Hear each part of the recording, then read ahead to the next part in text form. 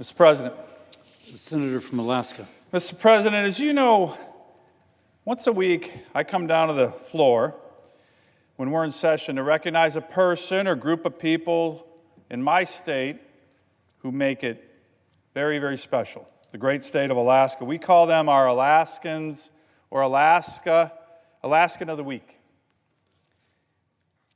As you know, Mr. President, Alaska is beautiful, big, special. Right now, much of the state is gearing up for skiing season.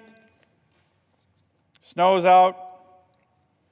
There's nothing more beautiful and invigorating taking to the slopes in Alaska. And it's also a great time to see the northern lights dancing in the sky. So I urge everybody watching to come out to Alaska, winter, summer. It'll be the trip of a lifetime.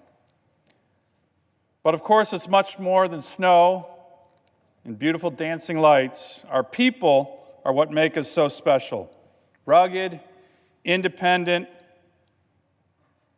generous, giving to their families, their communities, to our state, our country. And Mr. President, Alaska is a patriotic state. I would argue the most patriotic state in our great nation. For one, we have the most veterans per capita of any state in America, and we have the very best military forces, and we have a lot of them. Let me just name a few, Mr. President. We have the Army's 1st Stryker Brigade. G.K. Springer is one of my staffers helping me out here. He served there. They're based at Fort Wainwright and the 1st Stryker Brigade's Aviation Task Force. We have the Northern Warfare Training Center, the 59th Signal Battalion, the 17th Combat Sustainment Support Battalion, the Air Force's 3rd Wing, the 11th Air Force, the 176th Wing, the 673rd Air Base Wing, the Air Force Reservists and the 477th Fighter Group, the 354th at Eielson, the 213th Space Warning Squadron at Clear Air Force Base. You get the picture. Some of the best military forces, the 49th Missile Defense Battalion, the cornerstone of America's missile defense, protecting the entire nation, right there at Fort Greely. Mr. President, these are the thousands and thousands of men, active duty, women, in the reserves, on active duty, who are stationed in our great state. We are proud of them, and we owe them and their families a huge debt of gratitude for their service, especially now that we're approaching the holiday season. But today, I want to particularly recognize the men and women who make up the 4th Brigade Combat Team, 25th Infantry Division, the only airborne brigade combat team in the entire Asia Pacific and in the entire Arctic.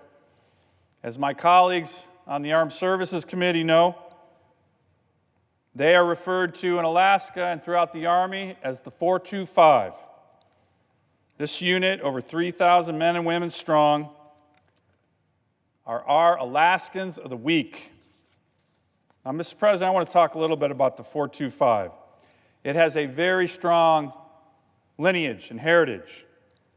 Although it was created relatively recently in 2004, which was the first new U.S. airborne unit created since the end of World War II, its heritage springs from the 25th Infantry Division, which was first activated in 1941 and played a seminal role in World War II and all of our country's conflicts since.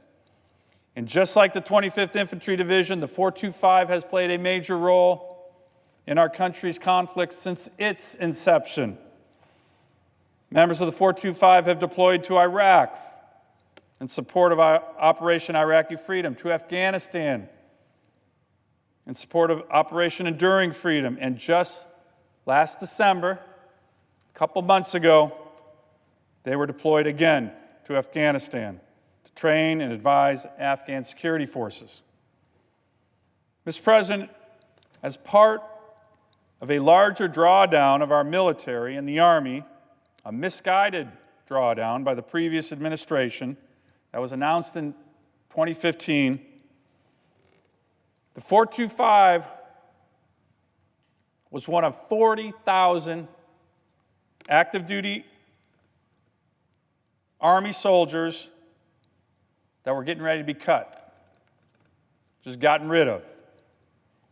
This would have been an enormous strategic mistake for the Army and for America's national security, especially as it related to the 425, the only mountain, cold weather, airborne BCT in the entire Arctic or Asia Pacific. They're also a critical reserve force for any contingency on the Korean Peninsula, given how close we are in Alaska to Korea. So what happened? What happened was Alaskans circled the wagons, rallies with hundreds, if not thousands, of my fellow Alaskans came out in our great state urging the Department of Defense, the U.S. Army, don't make this mistake. Don't cut this unit, keep it intact. Here in Washington, we did our work. I had a heart-to-heart with a number of senior Army and DoD officials with one simple goal in mind: to get them personally to visit this unit, to come see them train, to see how capable they were, to understand their strategic value to America's national security. And that happened. We had many senior Army officials, the Chief of Staff of the Army, the Secretary of the Army, came up to Alaska, went down to JRTC, and watched the 425 in action. I remember standing on the second floor of a building in a mock Middle Eastern town watching members of the 425 jump into an LZ in the middle of the night for a nighttime airfield seizure operation at the Joint Training Center. Now, there is something awe-inspiring watching 1,000 airborne paratroopers silently fall out of the night sky to seize our terrain. Something that probably sends chills up the spine of our nation's enemies. So fast forward today, of the 40,000 soldiers slated to be cut from the U.S. Army, only one unit was spared. One. And it was the 425. So, Mr. President, why did this happen? It happened because they made it happen. This great unit saved themselves.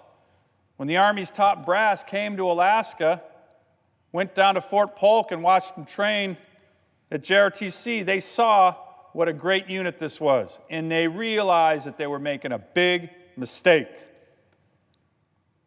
When General Milley, the Chief of Staff of the Army, made the final decision to reverse the previous decision of the Army and retain the 425, he said, quote, "It was one of the most trained and ready units in the entire United States Army," unquote. That's the Chief of Staff of the Army. So, Mr. President, the 425 didn't rest. They're back deployed in Afghanistan. And unfortunately, just a few days ago, while deployed, Alaska lost a son, and the 425 lost one of its own as part of this mission. It's heartbreaking for the families and for the unit that we have brave young men and women willing to sacrifice and have already sacrificed. Our prayers are with them during these holidays. So they are our Alaskans of the Week. I plan on visiting them overseas during the holidays. My wife, Julie, will also be attending an event this weekend in Anchorage for the families of those who are deployed, showing our support, our respect for the men and women in this unit and their families. Because as many know, when a family is deployed, it's not just the young man and woman in the unit who's sacrificing, it's the entire family. So to the families, we say thank you from the bottom of our hearts for your service and sacrifice. And to the men and women who make up the 425, we also say thank you for all you're doing for us for serving us, for keeping us safe, for protecting this country when Americans are enjoying the holidays. I look forward to seeing you in theater. Please be assured that members of this body, all members of this body, senators, Democrats, Republicans, know your record of service and wish all of you Godspeed this holiday season. Thank you for being our Alaskans of the Week. Army strong, Arctic tough, Sparta lives.